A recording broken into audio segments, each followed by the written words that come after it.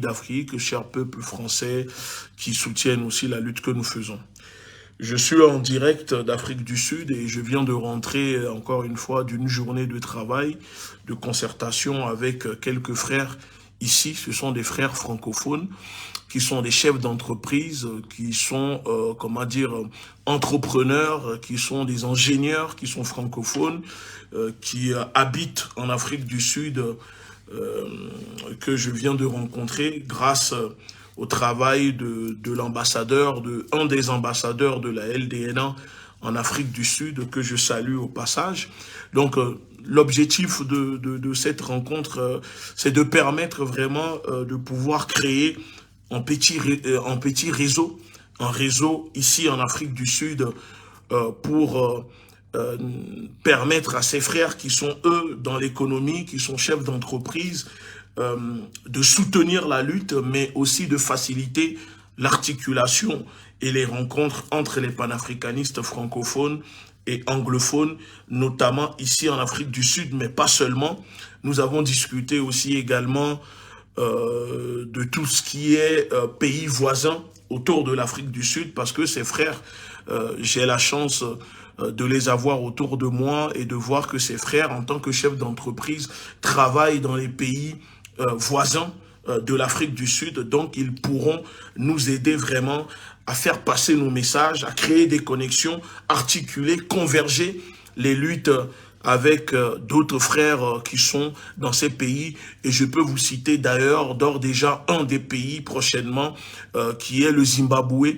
Hein, vous savez que le feu père à son âme, Mugabe était un fervent défenseur du panafricanisme et qui luttait contre le néocolonialisme des anglo-saxons et en général des occidentaux.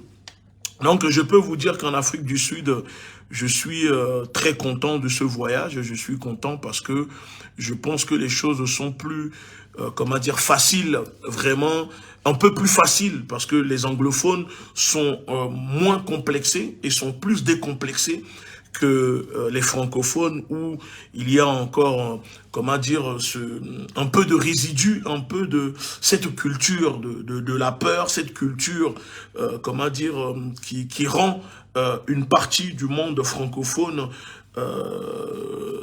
comment dirais-je, pas, très déterminé. Voilà, pas très déterminé, parce que il y a aussi l'histoire sud-africaine qui fait cela, parce que, vous savez, les Sud-Africains se sont battus pour mettre fin à l'apartheid, se sont battus pour arracher leur liberté entre les mains des Afrikaners, de ces barbares, de ces colons. Même si aujourd'hui, je le constate encore une fois, après avoir parcouru certaines villes, que je le dis et je le répète, 95% des terres est possédée, 95% des terres sont possédées par les descendants des Afrikaners, avec l'économie, la politique pour les Noirs, mais derrière cette politique, encore une fois, ceux qui financent cette politique, en réalité, c'est encore les richissimes descendants des colons afrikaners. Donc, en réalité, quand on regarde, c'est pour ça qu'il y a des partis politiques aujourd'hui en Afrique du Sud qui sont gangrénés par la corruption, parce que ces partis politiques travaillent directement pour les colons qui occupent, les descendants des colons qui occupent l'Afrique du Sud, et qu'il faut chasser de ce pays, mais notamment du continent. Et d'ailleurs, c'est contre l'injustice économique qui existe dans ce pays, c'est contre cela que le camarade Julius Malema, Juju, se bat. C'est contre ça qu'il se bat, pour redonner, l'économie aux populations sud-africaines, parce que vous savez, le développement, le pays est hyper développé. Franchement, le pays est hyper développé, plus développé que le Nigeria, mais ce développement économique ne profite pas à la majorité des populations qui sont à majorité noire, puisque cette richesse, l'économie, les terres sont, possédées par 10% hein, de la population qui sont les descendants des Afrikaners. Et vous pouvez le voir dans ce pays, qu'il y a des villes carrément créées par ces Afrikaners, créées par ces nazis, parce que ce sont des nazis, ces fascistes, hein, qui ont gardé l'idéologie fasciste, nazie. Voilà, ces villes sont carrément interdites aux populations noires, aux personnes qui ne sont pas noires. Ça, c'est, je n'arrive pas à le comprendre. Je n'arrive pas à le comprendre, mais j'ai vu que le frère Julius essaye de conscientiser aussi les populations ici pour pouvoir permettre à cette libération. Donc, les choses bougent et je peux vraiment vous dire que les connexions se sont réalisées. Je remercie aussi les médias, les journalistes avec qui je fais des interviews depuis quelques jours, notamment les journalistes de Impulse Radio qui ont créé, qui sont un groupe de network, de médias, de presse, etc., qui relayent dans le monde anglophone et francophone. Donc je remercie vraiment Impulse Radio. Je remercie aussi le média SBS Africa, avec qui j'ai fait des interviews, qui est disponible, qui sera relayé aussi dans mon groupe Telegram. Je remercie notamment les frères de lutte, que ce soit francophone, anglophone, avec qui je discute. Depuis je suis là, je suis allé à Soweto, j'essaye de visiter le maximum de personnes, écouter le maximum de personnes et voir quel lien, comment on peut articuler les choses ici en Afrique du Sud. Et je vais finir en disant, pour ceux qui disent, mais pourquoi la manifestation pendant la journée de l'Afrique devant l'ambassade de France?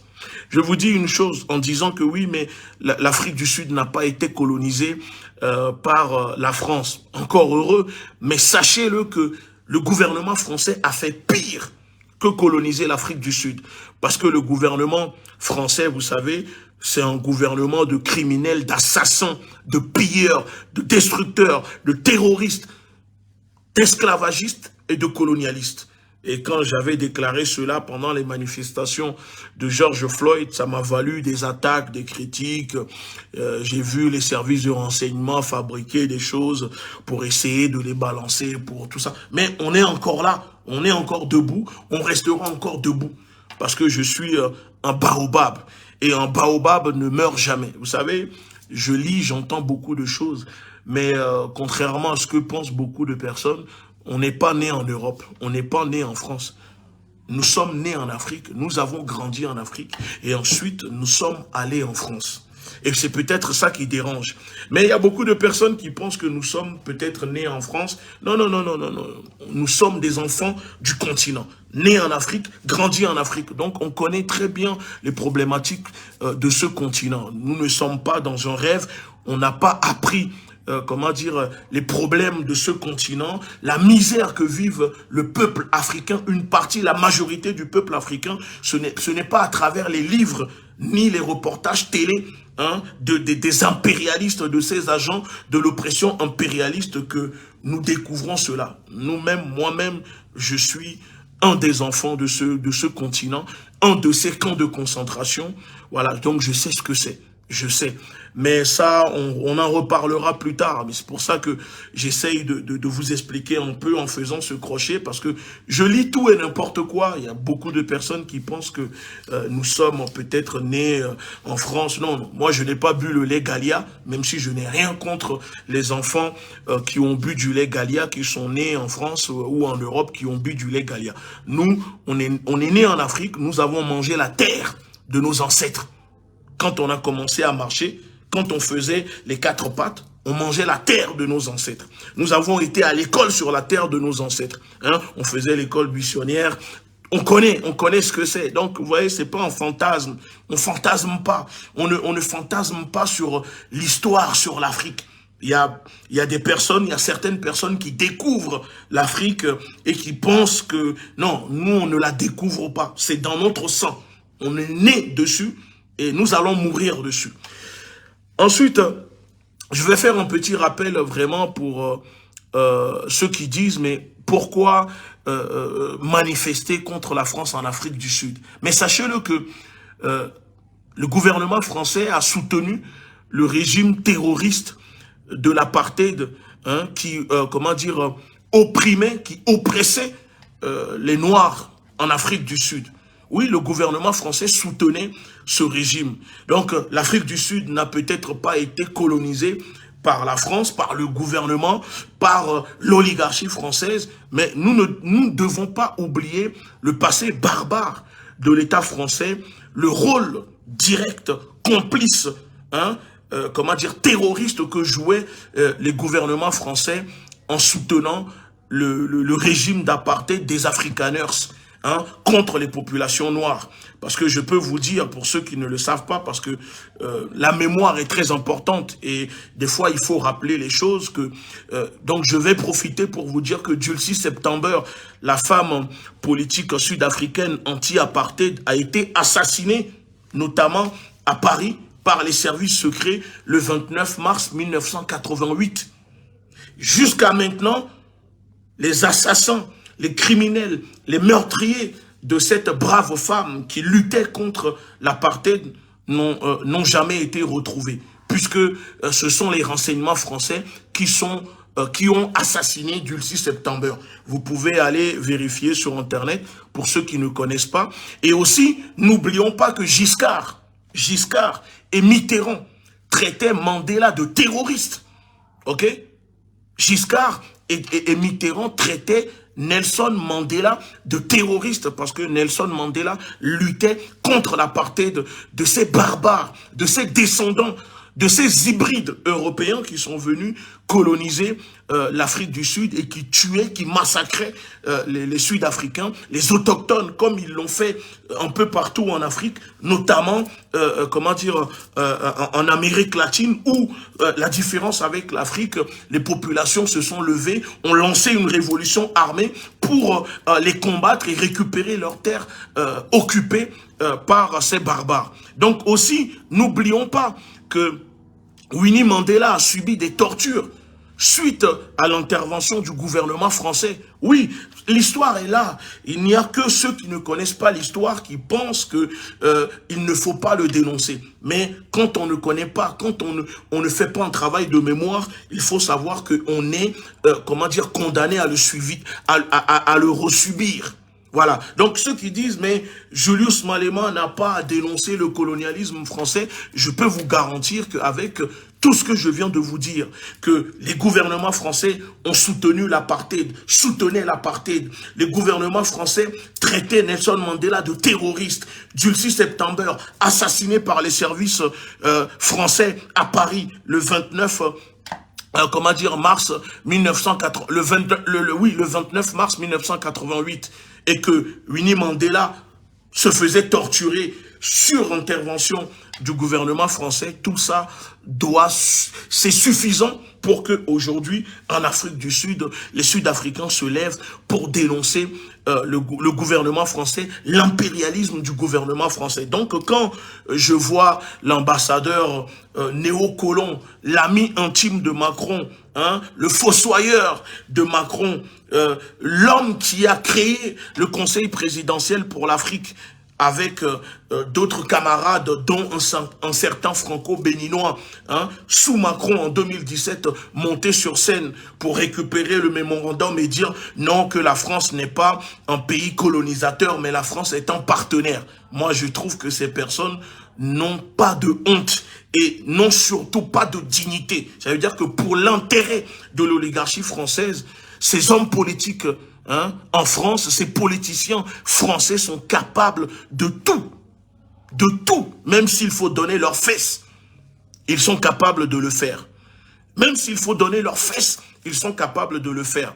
Parce que ça démontre qu'avec tout ce que les gouvernements français ont fait en soutenant l'apartheid, assassiner une femme politique qui luttait contre l'apartheid, torturer Winnie Mandela, etc. Et qu'on nous dit encore que la France, le gouvernement français est un partenaire du peuple sud-africain.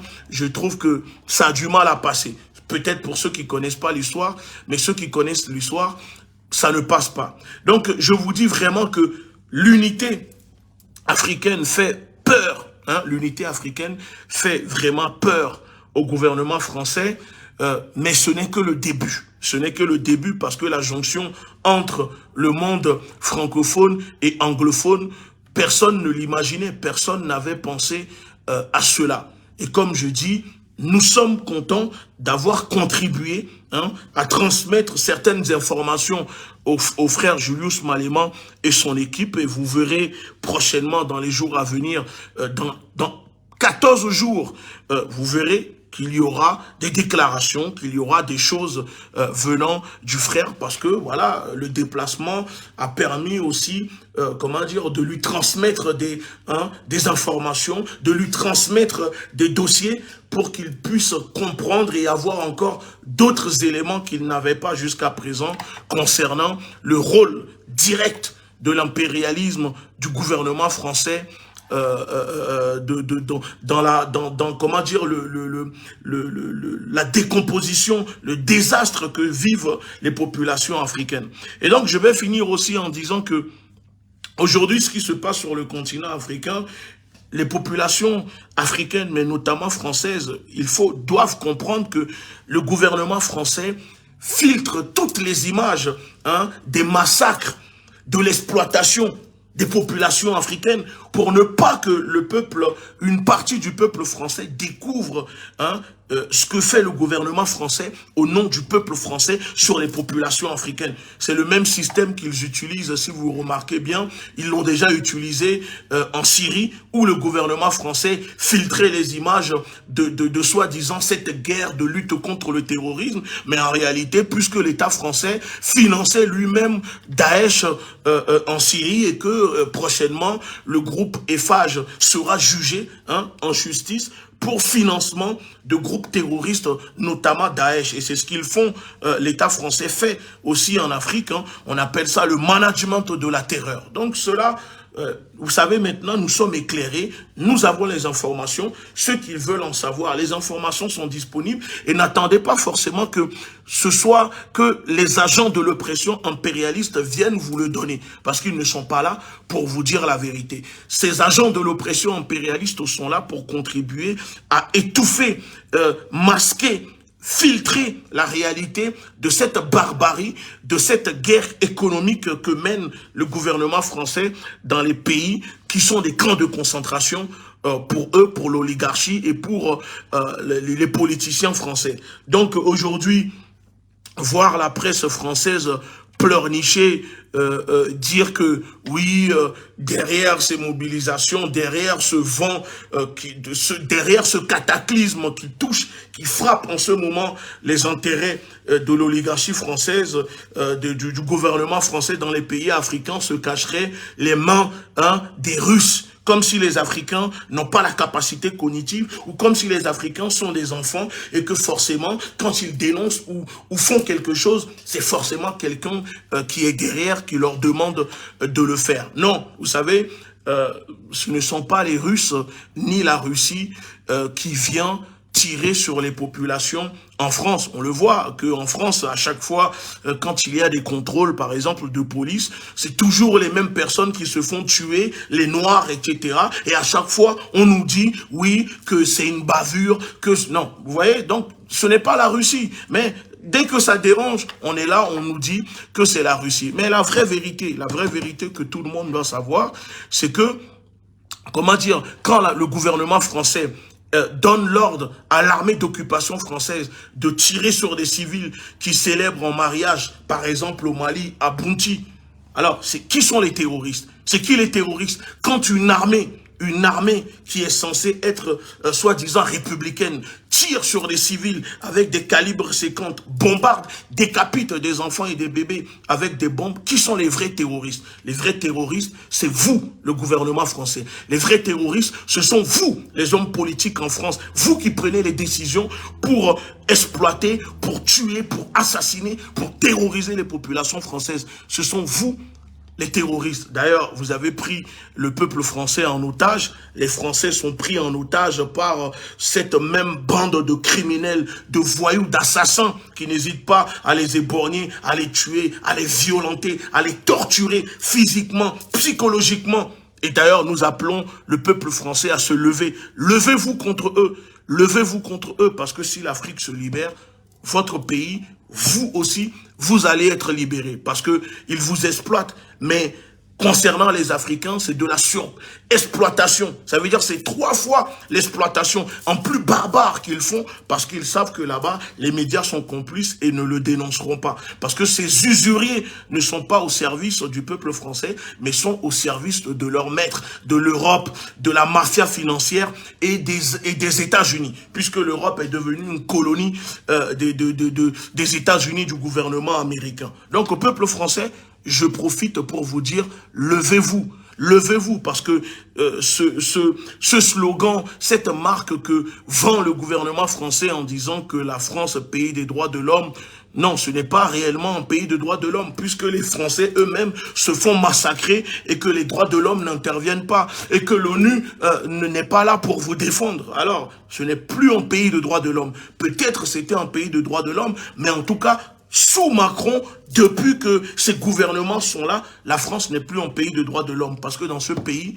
on tue des gardiens de la paix, tuent par accident à chaque fois des Noirs et la justice ne les condamne pas. Et surtout, la France fait la guerre aux terroristes de la paix, soucieux de défendre, de dénoncer, pour que les pays africains, pour que la nation africaine puisse vivre librement, économiquement, politiquement et se développer. Donc aujourd'hui, les terroristes de la paix sont traqués, tués par la France au nom de l'intérêt, de la préservation de l'intérêt de l'oligarchie française. Et c'est contre ça que nous sommes en train de nous battre, parce que le gouvernement français fait la chasse aux terroristes soucieuses de la paix dans le monde. Et ça, peuple français, si vous l'acceptez, c'est que vous êtes complice. Alors, il faut dénoncer, levez-vous, parce que vous êtes pris en otage par une bande de corrompus, par une bande d'assassins qui n'hésitent pas à empoisonner vos grands-parents dans les maisons de retraite, vendre vos vies aux firmes pharmaceutiques et maintenant qui s'attaquent à vos enfants avec leur poison, en plus de vous exploiter. Voilà, donc nous saluons encore une fois le camarade Julius Malema pour cette mobilisation qui s'est déroulée et il y aura d'autres mobilisations prochainement, vous allez voir. Je voyage très prochainement dans un autre pays, je ne vous dirai pas le nom de ce pays, mais vous allez voir, ça sera encore un pays anglophone. Oui, parce que l'objectif maintenant, c'est de faire lever les populations dans les pays anglophones pour dénoncer directement l'intérêt, le jeu trouble, le jeu, la diplomatie, le terrorisme diplomatique, terrorisme politique colonialiste que pratique le gouvernement français sur les populations africaines. Donc, je remercie encore une fois les frères en Afrique du Sud qui m'ont accueilli, les sœurs avec qui je discute, qui sont branchés sur notre lutte, qui suivent tout ce que nous faisons. Et je vais finir en parlant du Tchad. J'invite les populations qui m'écoutent. Bon, nous avons reçu les informations, donc je me permets de vous transmettre ces informations. Il semblerait que, des convois de l'armée d'occupation française se dirigent vers N'Djamena avec des cargaisons d'armes, sûrement pour les distribuer aux forces du désordre dans le pays, parce que vous voyez que il y a un soulèvement qui monte en ce moment dans le pays et cela fait peur directement à Macron, cela fait peur directement à l'Élysée. Donc en ce moment, il y a un convoi de 173 conteneurs appartenant à l'armée française qui va quitter ce soir, demain, qui quitte ce soir ou demain en direction de N'Djamena en passant par Mondou, Akelo et Bongour. Donc nous demandons aux populations de sortir, de se tenir prêtes, de sortir pour bloquer ce convoi, dénoncer ce convoi, ne laissez surtout pas ces conteneurs remplis d'armes, de munitions, arriver dans le pays pour le gouvernement tchadien, parce que ce sont des matériels militaires pour que le gouvernement français envoie aux autorités tchadiennes pour pouvoir les utiliser pour mater les populations qui se révoltent, qui se rebellent en ce moment contre l'injustice, l'exploitation qu'ils vivent dans leur pays. Alors, mobilisez-vous, peuple tchadien, et nous continuons d'appeler à la libération totale des camarades emprisonnés après la marche très récemment pour dénoncer le néocolonialisme français au Tchad. La lutte continue, il n'y a pas de révolution sans sacrifice, il n'y a pas de victoire sans combat, la révolution est en marche et rien ne pourra l'arrêter. Armons-nous idéologiquement parce que nous allons gagner. Nous sommes une génération de martyrs. Nous sommes une génération de martyrs. Et quand nous sommes unis, nous avons une force qui existe au sein de nos peuples, de notre peuple, qui n'existe pas chez les autres peuples. Et ça, je l'ai vu ici en Afrique du Sud. Parce que psychologiquement, physiquement, quand nous sommes unis, on fait peur. Et je dis, nous sommes une génération martyre. Nous avons tout subi. Nos grands-parents ont subi la colonisation. Nos parents, le néocolonialisme. Nous-mêmes, nous sommes une génération martyre. Nous sommes une génération martyre. Mais nos enfants vivront et seront libres sur leur terre et ne seront plus obligés de vivre à l'étranger, de vivre sur les terres des autres et subir toutes sortes d'injustices. Nous sommes une génération martyre et nous allons nous sacrifier pour cela. Ingeta, Aïbobo, merci beaucoup et bonne soirée.